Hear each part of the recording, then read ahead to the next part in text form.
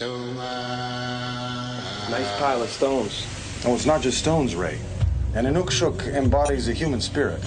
You know, think of it as a message center that can tell you about the depth of the snow, or the directions to the mainland, or where the best seals are. Great, if I ever need a seal, I'll know where to come. And all my friends have been asking, Ray, where do you get all those seals? What are you saying? In my opinion, if you give another country a gift, you give them something practical, like when we gave you those assault rifles. Hey, nice pile of rocks. Oh, it's not just rocks, Lieutenant. An Inukshuk embodies... Fraser. Everything seems to be in order, which means we have about 10 minutes until the official dedication. All right, I'm going to check out my podium. I'm going to go pick up some green food thing. I'm gonna go get a cup of coffee.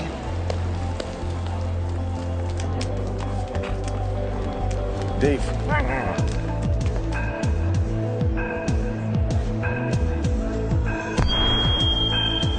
Such a big deal.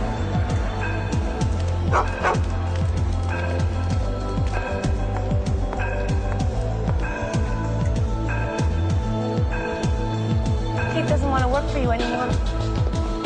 Just getting into some other work is all. This doesn't happen to me!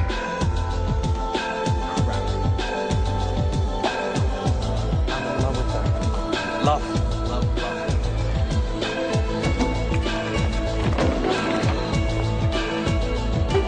This is crap. Leave us alone, we got nothing more to say. I don't give a damn what you gotta say. Got that? No! There's a goddamn word I gotta say. The hell with you, man?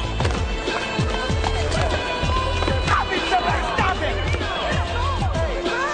No! Stop it! Mike, please! Police officer!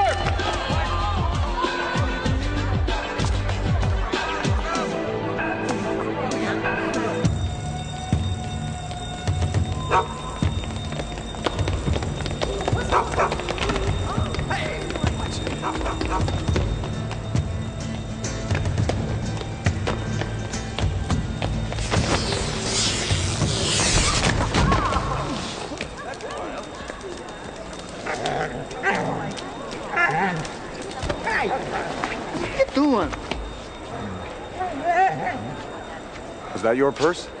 Yeah, absolutely. Use it to carry stuff. Look, you put stuff in your pockets, you get unsightly bulges in your pants, right? Well, maybe you don't know about that. All right, I come quietly.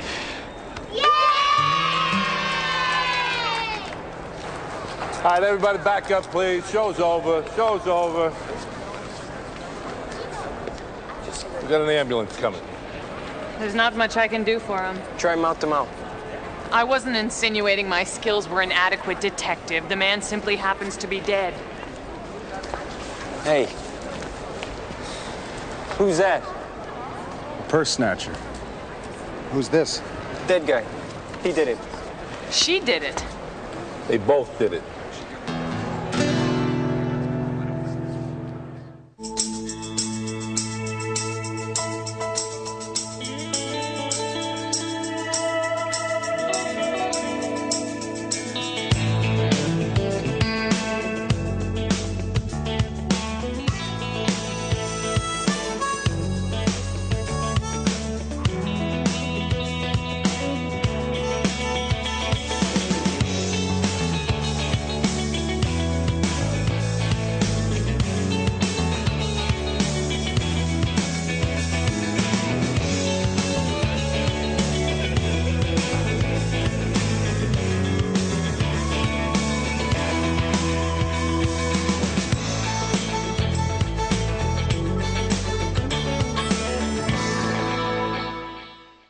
Neither of the suspects have any ID, and they haven't given us their names yet.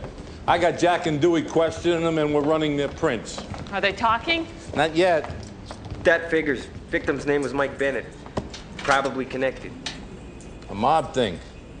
Hasn't been nailed with anything, but the guys at organized crime are checking with the feds. What about the witnesses? Other than the 6 people who swear to Monty did it, nobody saw anything. Oh, that's great. 200 people stand next to a guy who gets stabbed and nobody sees a damn thing. Well, that's not entirely true, Lieutenant. At least 3 people did. You're all trained observers. Oh, well, we'll soon see. Let's get our statements down. What is this? Nobody works around here? They're all at the mall questioning blind people. Fraser, how about you take down our 3 statements? I'm not sure he can do that in any official capacity. He can take notes, can he? Well, yes, sir. In 2 official languages, 3 forms of shorthand, Cantonese, Inuktitut. How about English? Oh, yes, of course. Great. You're deputized. You know you're not doing yourself any good here. Least you can do is tell me your name. I want to phone a lawyer. A lawyer's no good. You want to help yourself? You talk to me. I'm the only guy that can do you any good. I have the right to remain silent. Yeah, but if you're innocent, you'd be a lot smarter to tell me what happened. Just get me a lawyer. You're making a big mistake. I got the right to remain silent, and I'm using it. I know what I saw, Constable Fraser. Yes, sir. The 3 of them were at the table. They were having an argument. She wants out of it. You understand? The older man was rather nasty and aggressive. This for real? The young couple tried to get away, the older man pursued them, there was a scuffle, and the woman stabbed the older man. You're absolutely sure?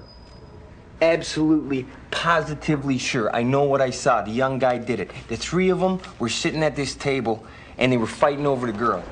This hurts like hell. Don't you get it? She's in love with me. And then the young guy stuck a knife in the old guy. And you saw this? Look, Fraser, I know what I saw. This guy Bennett is a hard guy. What we have here is a mob thing.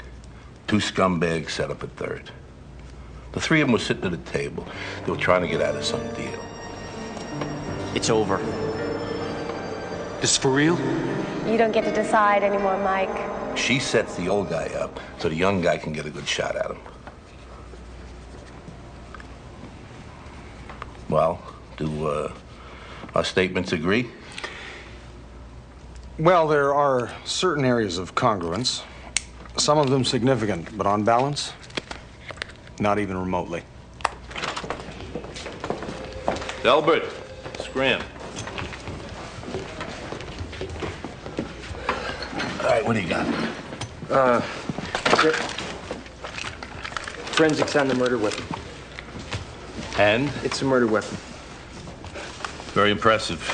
Constable, you get the door, please. How about prints?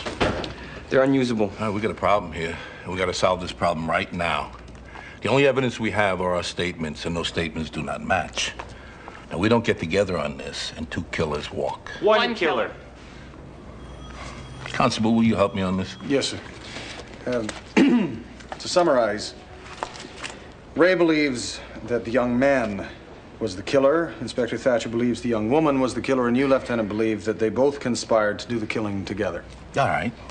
So we'll go with my version. That way we don't risk anybody getting away. Well, we do, however, risk incarcerating an innocent person. Well, that's the court system, Fraser. We arrest them, the judges sort them out. But she had nothing to do with it, Lieutenant. I mean, she was probably the cause of it. Oh! I see. Just because she's a woman, she can't be the killer. She can only be the motive. Oh, it's good to be the motive. Very good to be the motive. She's not the motive. She's the killer. She's not the killer. She's the killer. She's not the killer. She is not the killer. Enough! We got to start right back at the beginning here. Francesca! Right here. Oh! Sorry.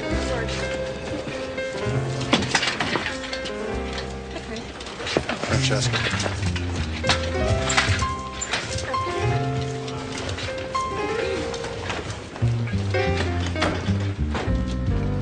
All right, lay it out. You know, Lieutenant Welsh, my cousin Jenny works in an office where they have a cappuccino machine. Cappuccino machine. Well, you see, the reason I mention this at all is because our coffee is a revolting sludge that could probably kill an ox at 100 paces. And I just really think that a cappuccino machine would boost the morale of the entire station. What do you think? I think this is a police station. It is not a social club. It would probably improve your temper, too. Get a longer shirt. Bye, Fraser. Francesca. All right, people. Where did we first notice them? They're at the table and they're having an argument. Right, which puts them right there. And we can assume, since they're having an argument, that they know each other. Of course they know each other. It's Bennett's wife or girlfriend. How would you know that? Body language. Body language. Can we confine ourselves to facts, Detective? Body language happens to be a fact that I am particularly sensitive to. All right, we've established that they know each other and they were arguing. We also agree upon the fact that they were seated at this table and the young couple gets up and walks this way. What else? Then there was the purse snatching, which occurred right here in front of the Inukshuk. I then launched off in pursuit of the suspected felon. Right, which removes Fraser from then on. What else? We boring you, Detective? No, I just see it better this way. Probably the way you saw it in the first place. What exactly do you see? Well, mostly everybody's watching Fraser. These guys over here are getting pretty loud, so I think there's gonna be a fight. So I look over there. Nobody walks out on me. Nobody. And sure enough, Bennett grabs the young guy. He's trying to be threatening, but it's kind of pathetic, really. He's not pathetic. He's brutal. He did the grabbing. You admit that. I admit that he did the grabbing, but the way that he did it was pathetic. And you got this from the body language, right? Exactly. All right, can we all at least agree on the fact it was the old guy who grabbed the young guy? And you saw this, Lieutenant? Sure. I mean, except for the body language part. I mean, this guy Bennett has to be a tough guy. Why would these two people come in and whack him? These two people didn't whack him. The woman did it. It was the young guy. It was both of them. It was the woman. It was the young guy. It was the woman. Hi, Fraser. Francesca? State's Attorney Kowalski's here. The Bennett stabbing. What do you expect me to do with this mess? Hi, Stella. Back off, Ray. Well, for a start, how about we press charges against the killers? By killers, you mean the two suspects you seem incapable of identifying? We're not incapable. We got the guy suspect. We got his ID off his fingerprints right here. You just forgot to tell me that? No, I assumed you were busy. Oh, yeah, I was busy. I was busy on this case. And when I'm busy on a case, I like to know about these little details that come up. They're very interesting to me. You know, you don't have to bite my head off. And if you had access to better coffee, you probably wouldn't want to. What is the name, Franny? It's on the pop sheet there. You mean rap sheet. Okay, rap. Pop. Country. Classical. Keith Ska, Warren, reggae. a.k.a. Keith Earl, a.k.a. Warren Earl. B&E, car theft. It's mostly juvenile stuff. Do you have any other evidence that I should know about? What, other than the fact that they were standing right beside him when he killed over with a knife in his guts? Cut the sarcasm, Ray. Okay. So the three of you were there and you didn't see anything? Actually, ma'am, we have three very clear statements. Right, we're still working through the evidence. Yes, the evidence. Which we're working through. Yes. That's it? Pretty much. Pretty much. That's about it. Let's just see if I've got the full picture here. You've got two mute suspects, 100 witnesses, none of whom can identify them, no motive, and the three of you apparently were in different time zones when the crime occurred. It's amazing you can keep your jobs. These suspects will lawyer up soon. Then you'll get hit with a police harassment suit. So if you don't come up with something solid, I can't back you. You've got an hour and a half, and I cut them loose. What does that body language tell you? We're sinking. We're sunk.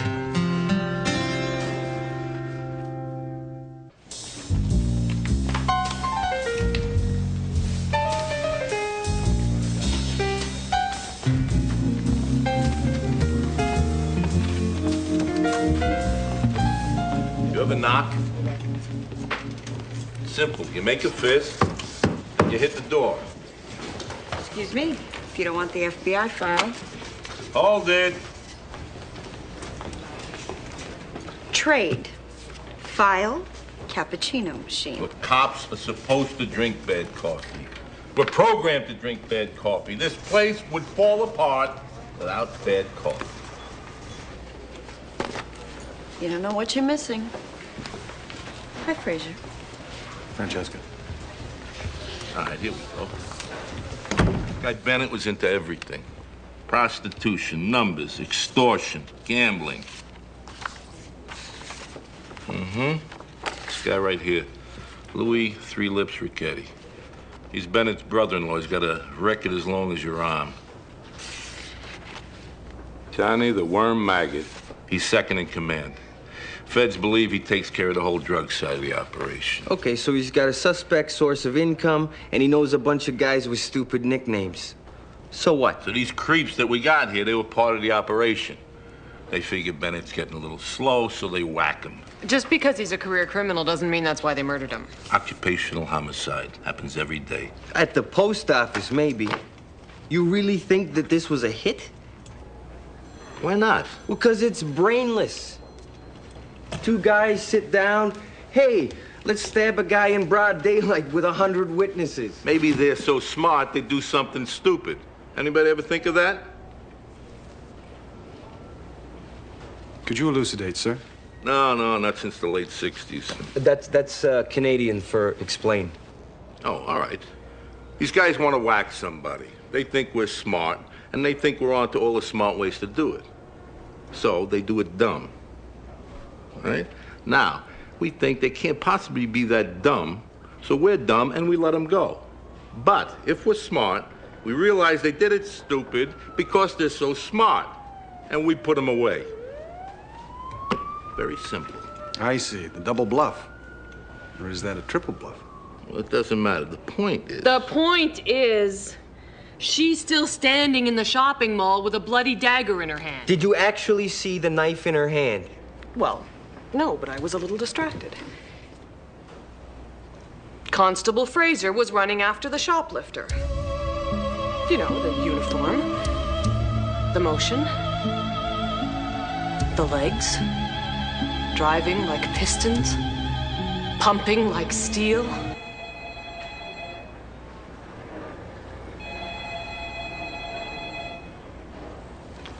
Something red going fast always draws the eye. I know exactly what you mean. I doubt it. Nevertheless, this was obviously not a crime of logic. It was a crime of passion. Oh, like in Sort of Desire. It's this great book I'm reading about this guy who has this huge... Franny, never mind. ...problem because he's dating this woman who he's in love with, but she's not really in love with him. That's not it at all. She's involved with the older man. Perhaps even married to him. Maybe loves him. But let's say he's cold and unfeeling. He treats her badly. Probably abuses her. Wait a minute.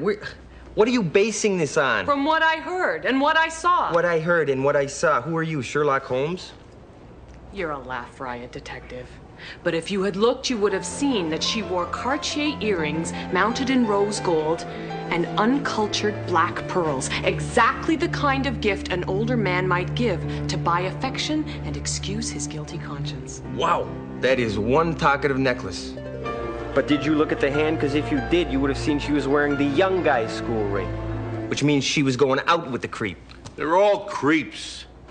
She could have stole the jewelry from her grandmother. She could have lifted the ring from her brother. She and the young man were friends. Lovers. Friends. Lovers. It is possible for a man and a woman to develop a personal platonic relationship based on friendship, a shared sense of values and mutual respect. Yeah, on Mars, maybe. Oh, no, here on Earth as well, Ray. I think it happens all the time. Doesn't sound like much fun to me.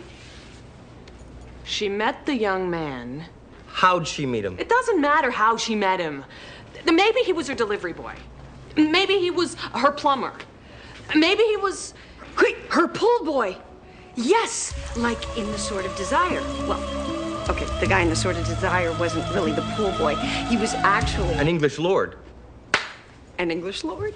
All right, he's her pool boy. He meets her. He sees her with the older man.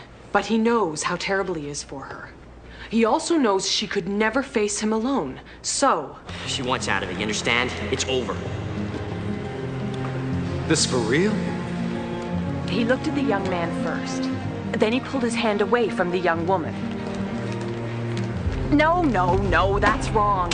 He yanked it away, harshly. It was like he was blaming Pool Boy for coming between the two of them. Harshly. It's him, isn't it? You couldn't do any better than a pool boy? This doesn't happen to me. You don't get to decide anymore, Mike. She doesn't love you. He grabbed her hand. Hard, hurting her. She could feel his brutality. Taking you home. Pool Boy couldn't stand to see it. He gripped my card and yanked her away. We're leaving now, Mike.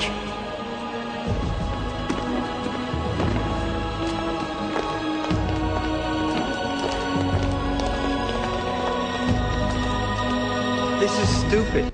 Oh, quiet, Ray. I mean, why is he doing all this if nothing's going on? Because he's giving of himself. He's a maroon. Pool boy.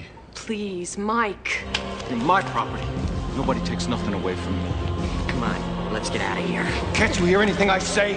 The hell with you. I'll kill you, punk!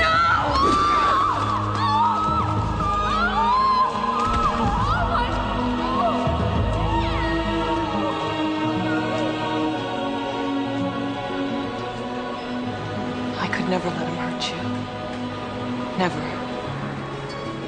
Not after. Sir? Sir? Not after what? I think Inspector Thatcher's referring to an incident on a train. Fraser, Understood. what I'm trying to say is that it is possible to feel so strongly for another person that you would do anything to protect them. Even kill for them. Yes. She killed to protect Pool Boy because he was protecting her. Oh, man. This is even more beautiful than Sordid Desire. They've lawyered up. You've kept my client here for hours without any charges. She would like to leave. And unless you can think of a damn good reason why she shouldn't, we're out of here. Your client has yet to identify herself to us, Ms. Madison. Judy Cates, a second-year student at the University of Chicago. Her parents are on their way in from California. Her father is a senior VP at Vetro Camp. Her mother is a federal magistrate in California.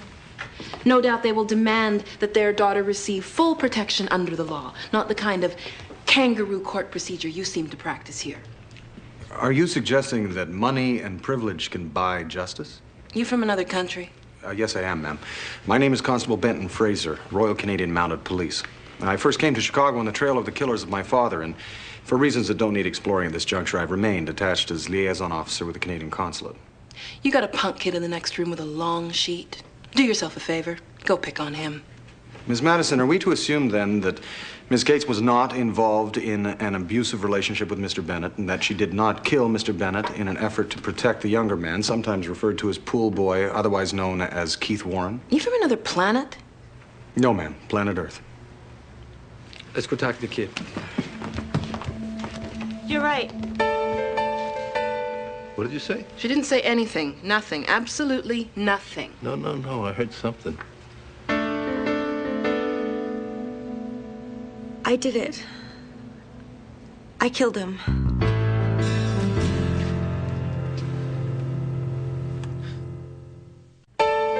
It was like he said. He grabbed Keith, I took out the knife, and I just stabbed him. I'd advise you not to say another word, Judy.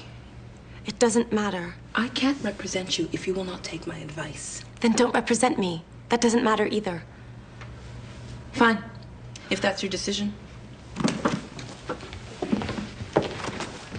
Miss Cates, I think it's a good idea you got yourself another lawyer.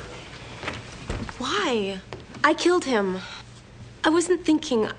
I was scared. Mike was your boyfriend, right? I was slumming. And what about Keith? He's just a guy Mike knows. He was helping me out. May I ask you, where did you carry the knife? In my pocket. In the pocket of your jeans? Would you mind demonstrating using this pen? I don't understand. Oh, well, just put this where you had the knife.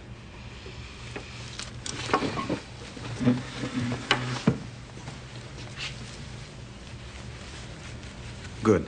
Now, could you pull it out as you did when you stabbed Mike?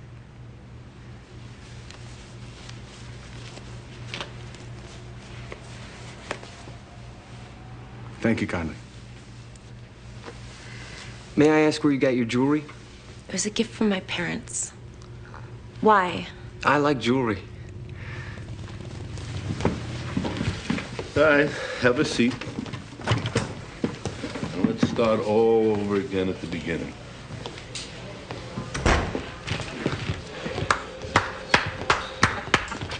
I love you, Fraser. And are you ready? No, not literally. I mean, symbolically or something. No, I know. Thank you. I knew that Thatcher's story was a crock, but that bit with the jeans, wow, that cinched it. I mean, she couldn't get that knife out of her jeans with a can opener. No, she did seem to have a lot of difficulty with it. Although it's not unusual for people to perform amazing physical feats when they're under emotional stress. As a matter of fact, it reminds me of a fur trapper. Hey, are you going to tell me a long story about this trapper, Eskimo Joe, and how he could throw a grizzly bear over his head with one hand? Well, that sounds highly improbable, Ray. No. The story that I'm thinking of involves an elephant seal and a man named Tim. He didn't so much as throw it. Save the seals. Understood. What, reinforcements? Kid's not saying anything. Yeah, so let's get him into a cell or something. I can't wait around here all day while you guys decide what to do. You are? Penny Morton, Public Defender's Office. You gonna charge him or what? Gonna cut him loose. Girlfriend just confessed to the whole thing. She did? Yes. You're kidding. You mean he didn't do it? You seem surprised. Surprised? I'm buffaloed. I see 20 people a day. They always did it. You really innocent? Wait a second. This is some cop trick, right? Well, kid, you get to walk, huh? There's no way she confessed. Cross my heart. It's true. Hey, if Fraser says it, it's true. Mounties can't lie. Cut him loose, Huey. So long, kid. You guys are so stupid. Oh, yeah? Because I did it. I killed Bennett. I knew it. So did I. Kid said he worked for Bennett. Said he killed him over some financial disagreements. He also claims Ms. Cates had nothing to do with it. And she said he had nothing to do with it. Which supports my version of the story. Story, that's a good word for it. She lives in a dormitory, gets her jewelry from her parents. Doesn't have a pool, let alone a pool boy. She gave a perfectly good confession. So did my guy. But the problem is we now have two confessions. Of course, I've been saying it all along. They are covering for each other. Well, they're in love. Naturally, they're gonna cover for each other, because that's what passion does. So let's say she's married to the guy. Oh, married? She lives in a dormitory. Okay, she's the girlfriend. Exactly. He was mistreating her. No, he was crazy about her. He loves her. She had this sweet breath that would start the windmills turning on one of those old Dutch paintings. This hurts like hell. I gave you everything. This does not happen to me. It's over, Mike. You don't get to decide anymore. Don't you get it? She's in love with me. She's dumping you. Come on, let's get out of here. Judy, please. Don't listen to him. He's not right for you. Will you leave us alone? She doesn't want you anymore. I want to hear that from her lips. Mike, just let it go. Is this about kids? Is that what this is about? Because I can wait. And you can get your career set up, and we can have kids later. Lots of them. So it's about kids, doesn't matter. They argue the kid skewered the old guy, a love triangle, oldest motive in the world. No, hold on. How did kids fit into this? I don't know. It might have been part of their problem. No, I think it's part of your problem. What problem? The problem that put your marriage in the dumpster. What does that have to do with this? Ray, if I may, I think what the lieutenant is suggesting, and this is by no means uncommon amongst police officers, you may be projecting some of your own life, some of your personality into your deductions about the criminals. That's exactly what I'm suggesting. You two keep looking for things that aren't there, like passion and romance. Forget about it. They don't exist. This world is full of creeps. And there were three of them standing right here. It's a real simple story. You got two scumbags taking down another. Just like this. Are you saying they both had their hands on a knife? Who cares? Look, you load a gun, you cock the trigger. You give the gun to Thatcher, she used it on Fraser. I find out your hand was on the gun, you both go away. I would never shoot a fellow officer. That's because you never had Ray working on you. You changed your tune. What? Hey, I'd shoot you. The examiner's report on Bennett? Oh, may I? Anytime. Let me guess. He was stabbed. According to this document, yes. Interesting. What? The knife hit him with great force, cracked 2 of his ribs. Also, the angle of entry is very interesting. Yeah, well, it's all very interesting. It still doesn't tell us whose hand was on the knife. Quite right, Lieutenant. You know, there is a technique that's often very effective in situations similar to this where precise recall is required. What would that be? Well, you might think that I have a hole in my bag of marbles or that my elevator stops at the collarbone, but it's called hypnosis. A mumbo jumbo voodoo jujitsu hocus pocus. Oh, quite the contrary, Ray. It's a very effective technique. As a matter of fact, I've hypnotized myself on a number of occasions to aid in the recovery of information. Of course, one doesn't always remember what one told oneself in the hypnotic state, so a tape recorder is almost always necessary. So what you're trying to say is maybe one of us could remember seeing that knife. It is possible, yes. Well, let's give it a shot. Ah, well, good, sir. If you'd be... No. Use it on him. Ah, all right. Ray? No, I'd love to, Fraser, but I got bad eyes. Oh, okay, do it on me. Francesca, you weren't there. Oh. Well, does that matter? Oddly, yes. Oh. Inspector? Anything to get me out of here. Now, Inspector, I want you to relax and follow the loony. Imagine you're watching a majestic herd of caribou thundering across a snowy wilderness, the wind whipping at your face. Long ago, you lost all sensation in your feet, the icy fingers of hypothermia. Fraser, that's not relaxing. It's not? No. Oh. Recite the administration manual.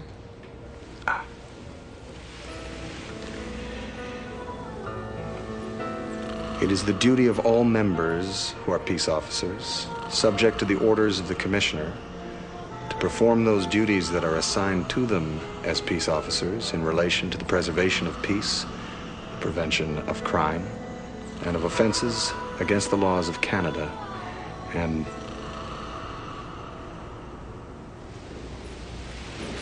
good. Now, Inspector, I want you to go back a few hours. You will find yourself in the mall. Oh, good. I love shopping. Nice pile of rocks. Oh, dear.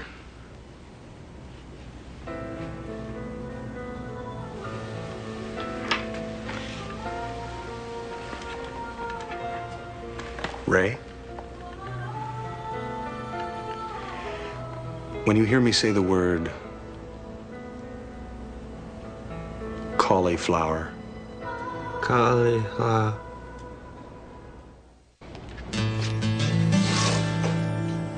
So you hypnotized all of us?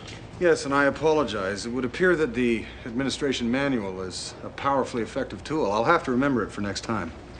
Fraser, by any chance, did I happen to reveal my innermost personal thoughts?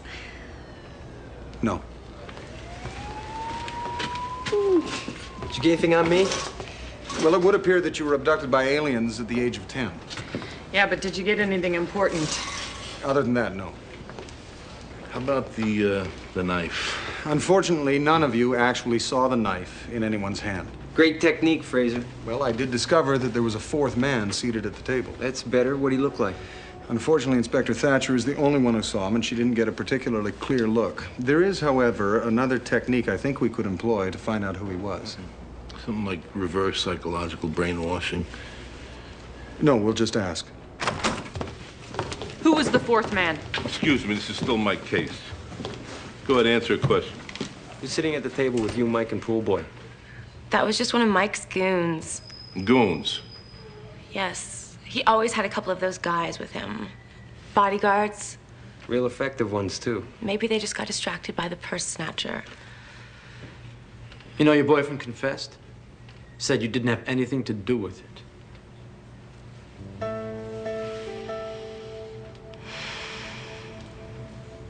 I had everything to do with it. It was all my idea.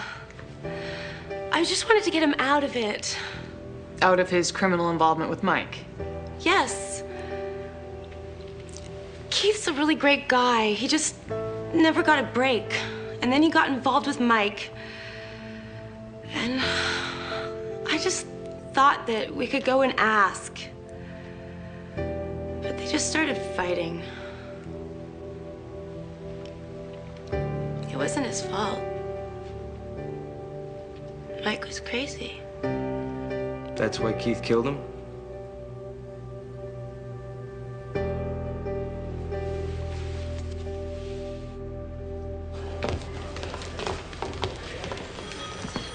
Okay, so I got the motive a little wrong. A little? Well, at least I got the killer right. What does that mean, Nothing. Oh, no. That means something. You don't go saying for nothing. That's some sort of Canadian thing, isn't it? He knows something he's not saying, right? What does that mean? Nothing. I think we should perhaps get Keith's version of the story. Perhaps. So that's it. We went together to tell Mike I quit. Mike went crazy. I know it looks bad, but she was scared. She didn't mean to kill him. Wait a minute. You're saying she killed him? Yeah. Well, if she told you the whole story, I guess there's nothing else I can do. You know I wouldn't kill him. You wouldn't kill him. With this guy right there, what do you think, I'm nuts? Who was the bodyguard? Look, I'm a small-timer. I know nothing.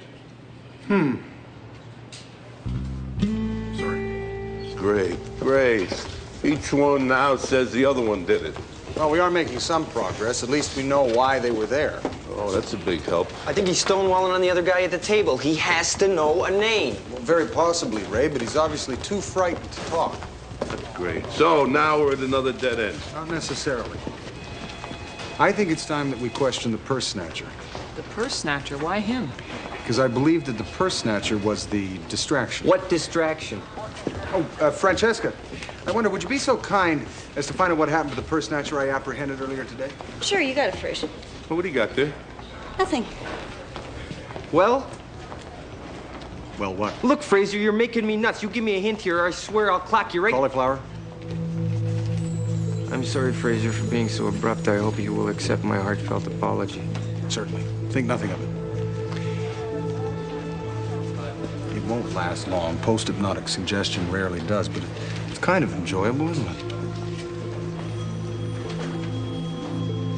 All right, cut the mumbo-jumbo. Answer the question. Certainly. Your scenarios were all more or less correct. The corollary, or as you would put it, Lieutenant, the corollary, is that they were also all more or less wrong. Piecing together the fragments of the argument you all heard, I think we can safely assume that the scenario went something like this. This doesn't happen to me. You don't have the right to decide what to do with his life. And you do. I'm in love with her. Love? Crap. You love her all you want. You work for me. But not anymore.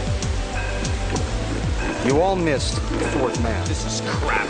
And that wasn't entirely accidental. He didn't want to be noticed. Will you leave us alone? We got nothing more to say. I don't give a damn what you got to say. You owe me, kid, and when you owe me, I own you. You got that? The fourth man left nothing to chance. The purse snatching was part of his cover, designed to distract everyone's attention at a crucial moment. Stop him, somebody! Stop him! Mike, why can't you just leave him alone? Forget about it. I'm not coming back. No! Can't you hear a damn thing I say? The hell with you! Stop it, Mike! The fourth man was hiding behind the Inukshuk.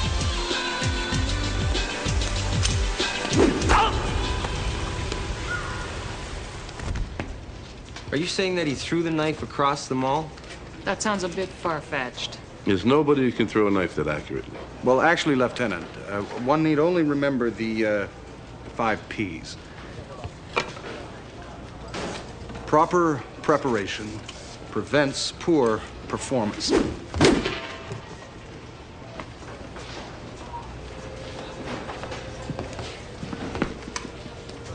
I bet you couldn't do that twice. I never gamble, Ray. Hey, Fraser, your purse snatcher just made bail. They let him out a couple minutes ago.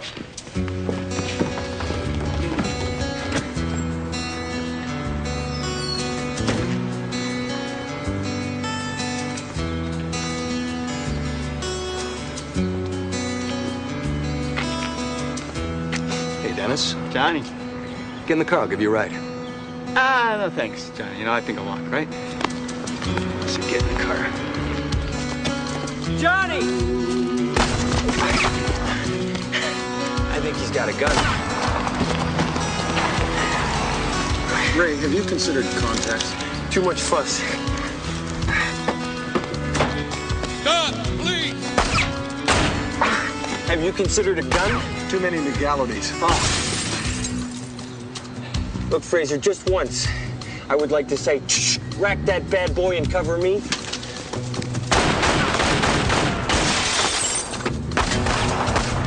Ray!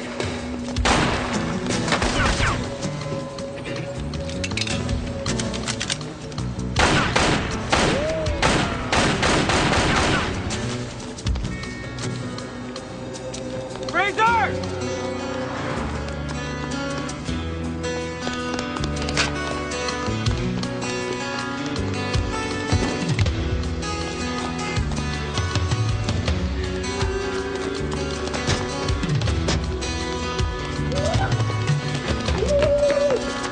Drop it, you got nowhere to go.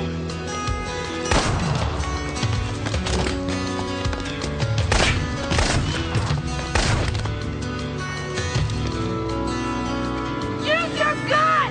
I left it at the office. Ray, use your gun! Shut up! Fraser, get out of here! Fraser! You put a cap in. No. I don't think he will, Ray. You don't think I'll shoot? Oh, I think he'll shoot, but I think you'll discover you've spent all your ammunition. It's a standard 9 rounds. I counted 8 rounds. I heard 7! There were 6. 7! 8! 7! 8! What do you think you're doing, Ray? You committed a murder. You used an Inukshuk as cover. That trespass will haunt you. You judging me? You violated a sacred thing. Sure it's empty?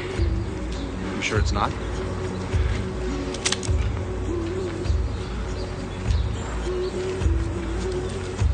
Now I imagine you will use your knife.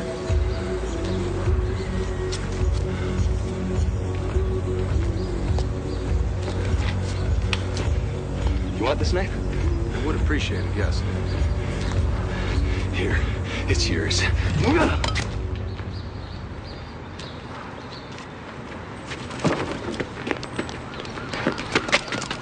That was close.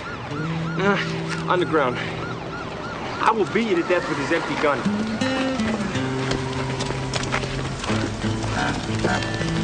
Shut up. Lousy scum tries to kill me. Yeah, and he set me up on the other thing, too. I didn't know he was gonna kill Mike. Tells me it's like a little practical joke, right? Ha! Sid, shut up. No, right, Johnny. Look, you try and kill me, I get you put away forever, all right? Mob thing.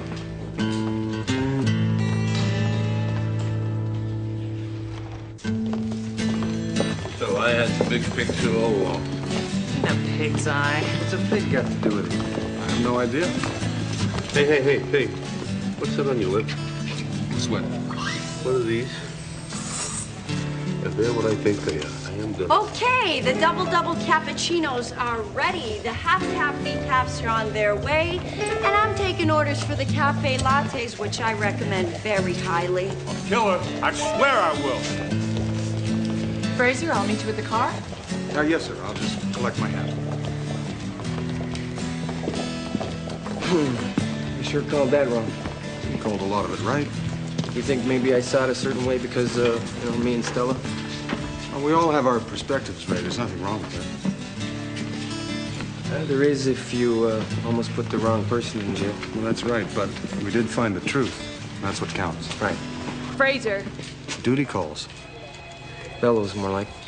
Constable, I'm losing my patience. We need to get back to the consulate. Eggplant.